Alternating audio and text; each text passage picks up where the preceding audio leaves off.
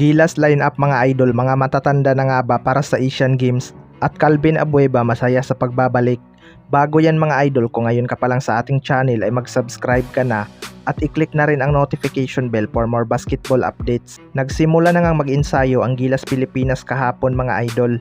Maraming ang bago sa lineup ng Gilas ngayon dahil may mga commitment nga sa ibang liga ang ibang naka-lineup noong World Cup. Pero kumpirmado na nga daw itong si Renzo Abando na maglalaro sa ating national team ngayong Asian Games matapos itong payagan ng KBL. Magbe-benefits din talaga itong kupunan ni Renzo Abando dahil makakakuha pa nga ito ng maraming experience sa Asian Games na madadala niya sa KBL. Pero maraming ang nagsasabi mga bro na matatanda na daw itong kinukuhang player ni Coach Tim Cone.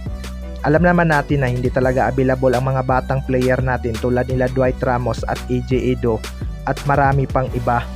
No choice na rin talaga itong si Coach Tim Cone mag-develop ng mga batang player dahil kakapusin na nga sa panahon. Ilang araw na lang ay magsisimula na nga itong Asian Games. Kaya kinukuha ni CTC itong mga player na subok na sa mga international game. Hindi pa naman talaga totally matatanda ang mga ito. Paniguradong maraming pahihirapan ang lineup na to ngayong Asian Games. Samantala sa ibang balita naman mga idol, Calvin Abueva masaya sa pagbabalik.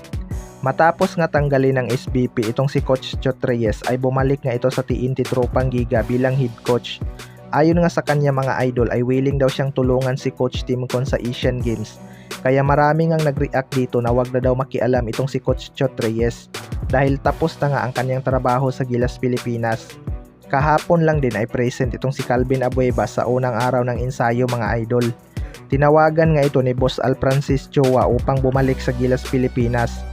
Matagal ding nawala sa Gilas Pilipinas itong si Calvin Abueva mga idol.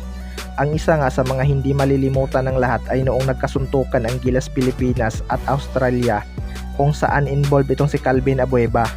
May isang Chinese player din itong hinidbat matapos itong unahang pisikalin dahilan kaya na-eject ito. Maituturing ang bad boy ng Gilas itong sina Calvin Abueva at Terence Romeo dahil sa kanilang playing style. Masaya nga itong si Calvin Abueva mga idol na tinawagan siya para maglaro. Ayon nga sa kanya ay ibibigay niya daw ang 110% ng kanyang makakaya para sa team. Kaya maraming ang excited sa pagbabalik Gilas ni Calvin Abueva at makikita na ulit natin ang laruang Pinoy kung saan napakapalaban ng mga ito kapag inuunahan. Nakakatakot nga itong Gilas Pilipinas noon sa mga pisikalan na laban dahil pumapalag talaga ang mga ito. Sana lang ay mapasama itong si Calvin Abueva sa final lineup ng ating national team ngayong Asian Games.